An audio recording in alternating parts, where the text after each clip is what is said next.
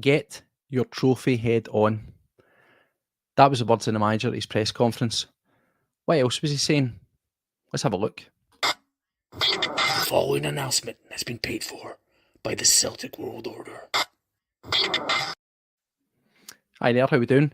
Welcome back to Celtic World Order. As always, I'm Stevo, and it's an absolute pleasure to have you here. Thank you for taking the time out of your day, whatever you're doing, to come here and listen to us talk a wee bit more about what's going on with Celtic.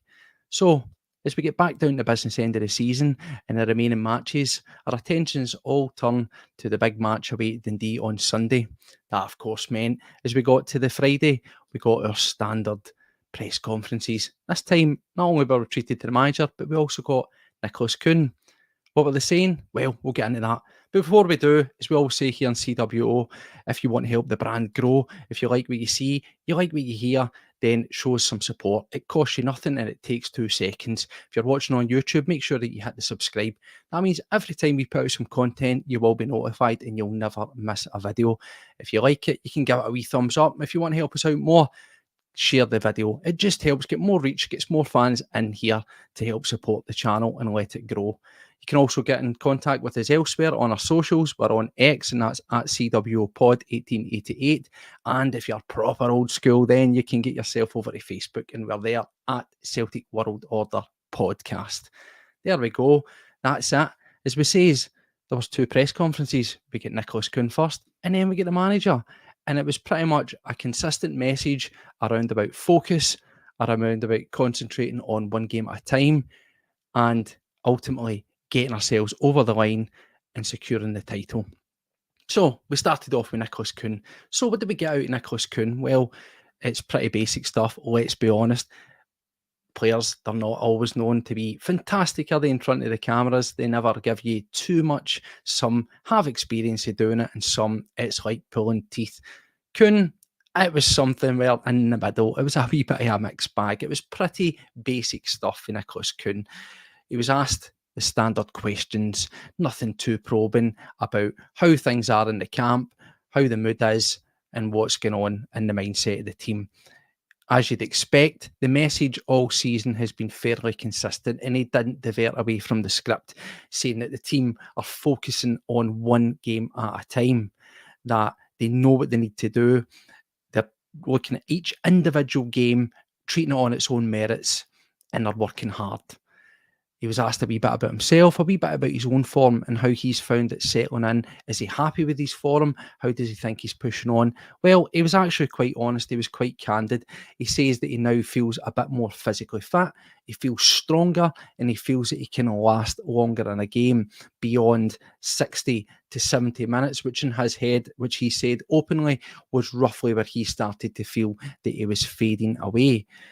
If he's coming back into a bit more full strength, full fitness, peak, if you will, then that can only do us favours for the last remaining games, as we look for all players to be at their peak and firing on all cylinders. He was asked about the pressures, about how it is to be at a big club.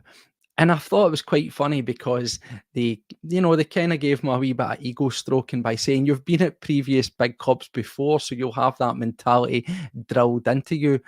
Not to discredit Nicholas Kuhn. Yes, he's been on the books of some very big teams, if you will, but he hasn't actually really played for those teams. So the idea of the actual expectancy is perhaps not really true to life. He was quite honest, and he did say that when he first came in, that he was actually finding it quite hard to adjust, struggling with the expectancy, maybe struggling with the new environment, but more importantly, with the absolute pressure that is on yourself as a member of the Celtic team in the Glasgow Goldfish Bowl. However, he did say that he is now feeling that he's settling in and he's starting to find his stride. He was also asked about Rangers, and again, he kind of batted it away, saying that they intend to just focus on themselves. However, him and other players are aware of their results. You would expect that, but as I say, he's not diverting from the message. It's all about Celtic. It's all about us, and as he said as well, it's within our own hands. He's also asked about the learning tree of being around guys like Forrest, and he was quite complimentary about him as a professional, about the impact that he's made, certainly at the weekend game there when we played Aberdeen, and also the impact that he's going to have moving forward. I think that was good to see. And as we touched on in previous shows, Rodgers has always been singing the praises of Forrest. And we said that when you've got guys like Forrest, you've got guys like Palmer, and you've got guys like Yang who are young and they're maybe settling in, they're trying to find their ways, navigate the seas of being at Celtic and really truly what it means and what they should be putting in. That guys like Forrest should be people that they should be looking to as a leading light. And that's certainly the flavour that he gave. That was Nicholas Kuhn. As I say, nothing groundbreaking, nothing crazy. But then we got on to the main show because we got on to our manager. And it was, as you'd imagine, it was business as usual for the manager. Wasn't mincing his words. He was very direct. The first thing that he was asked about, as we covered earlier as well, was Daisen Maeda, the machine, the miracle man. It seems that he's managed to defy the odds again. He was asked about his current stage of his rehab, where he's at, when we can expect him back. And again, it was reiterated, as he says, to the investors, closed doors Q&A that he had, that Maeda is indeed back. He's on the pitch. He's training. However, in his words, he's still finishing off his rehab. He told us how he surprised everybody and couldn't highlight enough how much of a massive boost that is to have a critical player like Maeda that offers so much in terms of work rate, energy, just that mindset. Again, he used mindset and he spoke about mentality quite a lot in his very brief press conference. He explained, he says, Maeda went away. He was supposed to be out for the whole season, but we had further scans and we had a look at it, and I actually surprised the medical team. They're fascinated. They're absolutely baffled by how quickly Maeda is responding, and he's not feeling any issues in his tendon that was the injury that he had. But like all players, they're going to manage him back. So Dundee is going to be just a wee bit too close to home. It's going to be too close round the corner for him to get on there. However, he did say that he will feature in games in the run-in, and you've got to expect, fitness being where it needs to be, that would definitely be the game against Rangers at Ibrox, but hopefully the one before it, because it's Hearts, and that is also going to be a key game. They're all key games right now, but I think if we were to highlight two games, it would be those back-to-back, Hearts at home and then Rangers at home. Hearts have been a trouble for us this season. They've caused us big issues, and it's self-explanatory, the one for Rangers. But Rangers will be looking at that game against Hearts, and they will be hoping or expecting that that's the one that we could maybe drop points on and give them a wee inning. So it's imperative that you've got all our key guys back, and if Maeda's going to be one of them, regardless of how long he can feature, there's no doubt it's going to make a massive difference. He then moved on, as I say, he spoke a lot about mentality. When he was asked about where we were at, again, similar to Kuhn, the message was clear. It was all about focusing on ourselves, that we know what we need to do, having the strength mentally, the mindset to push through. He spoke about how the performances through the rest of the season, you feel like you've maybe done your part in terms of performances, but it's now more about the nitty gritty, almost without saying it. Win at all costs. It's about being strong up here and getting yourself over the line no matter what that takes. And his exact words was, it's time to get your trophy head on. Focus on what it takes to be a champion. It doesn't get any more direct than that, does it? Not mincing his words. The task is clear. The demands are clear. He wants guys to get their head in the game, knuckle down and do the business. He then obviously went on and says, we've got numerous players here that are well versed in it. They know the expectancy. They know the mindset. They know the standards. And then that sort of segued in to his chat about James Forrest again, a guy that he's been, forever talking up. He's been full of praise for Forrest.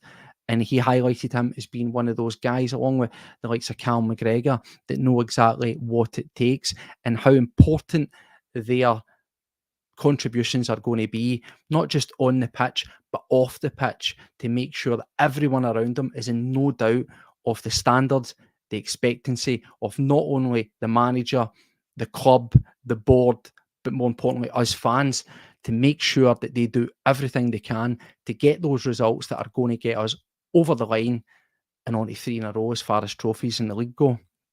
So he was talking about Dundee, went round the corner, and he was quite candid. He didn't really want to dive into too much. He standard fare that he knew what to expect from Dundee. He actually went as far to say he watched the Rangers game, but didn't comment too much on what he saw there. Didn't comment too much on, obviously, what he thought of the Rangers' performance. He's not foolish. It's all about ourselves, and he doesn't want to give any sort of ammunition or any sort of words that perhaps can be spun into a narrative that, let's face it, those journalists would be all over any wee tidbit that they thought could somehow give them a story to sort of derail the direct, focused message that Celtic are trying to put out there. He did also say, he was asked if he had any concerns about the pitch, and he rightfully says, as I had previously when I spoke about the Dundee pitch, no, none whatsoever. He says the pitch actually looked a wee bit dry against Rangers, and it probably could be getting watered, talking as well about the good weather that we've had lately. So he was quite upbeat and quite optimistic, and certainly he wasn't highlighting that or trying to preempt any excuse for any performance deficiencies that could possibly have. Hopefully that isn't the case, but as I say, he never batted an eyelid at it, unlike some other managers and some other teams who have been making big issue of the impact on that. Rodgers was not entertaining it, laser focused, straight down to business. So as I say, to finish us off, he was waxing lyrical about James Forrest. Again, he re-highlighted, he says how important he was, and he says that he's going to be a guy that he thinks is going to be a massive contributor between now and the end of the season. When he was asked about, could he have played more this season, he says, yep, in hindsight, maybe I should have used him more, and certainly James maybe felt that he could have played more. However, that he's never moved away from being the consummate professional. Every time he's come in, training, his attitude was on 100%. I singled him out as being a brilliant example, and said again about the younger players that they should be under the learning tree, guys at Forest, looking at him and seeing what he does right, seeing the way he adapts to things, the way that he puts himself into his work and gives it his all, no matter whether it's training or on the pitch, or indeed how he conducts himself off the pitch. He was very high in praise for James Forrest. He said that he's a certified winner. And this comes back again to this notion and this talk about mindset, guys at the club that are going to help lift up all these younger guys that maybe don't have that same level of experience, and drill into them the importance of what these remaining matches mean, and the importance to get our heads in the game and get ourselves over the line, find the results. It's irrelevant how those come, win. That is the most important thing right now. And that was pretty much the key point that Rodgers was wanting to drill home. He was asked again about he said he was the best player at the club as far as a winger went, and he didn't bow down, he didn't bend at the knee, he was firm in his conviction there. Yes, and he actually went as far to say that he is one of the best wingers that he's ever worked with, highlighting his game management, how he receives the ball, how he holds the ball, how he very rarely loses the ball. And again, he echoed and says, these are traits that our younger players really should be looking at, learning from James, seeing what he does with his game and seeing how they can bring that into their own game.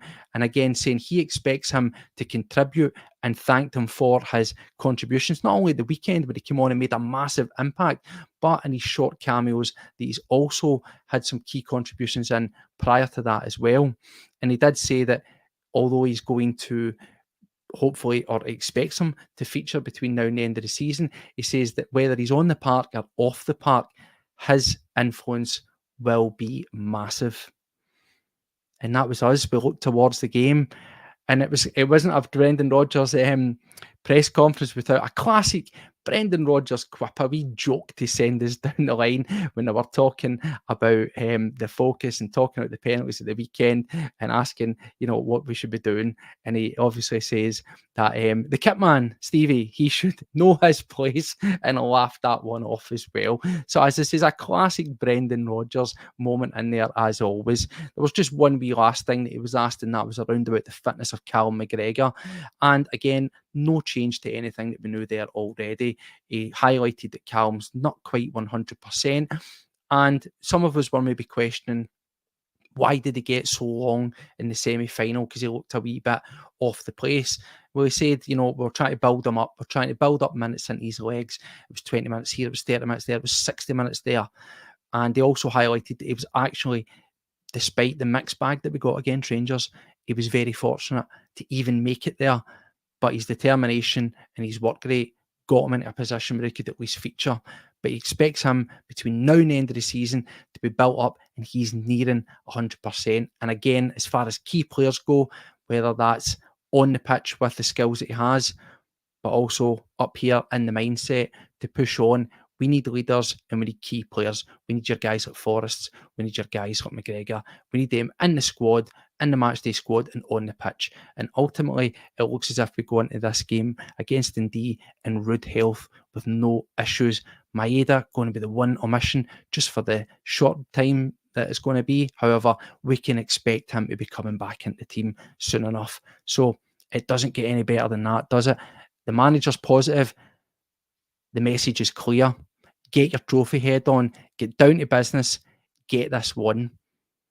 We'll be back anyway the rest of this weekend as we cover that result. Hopefully it's a win, and we'll see you then. Thanks again, and we'll catch you again.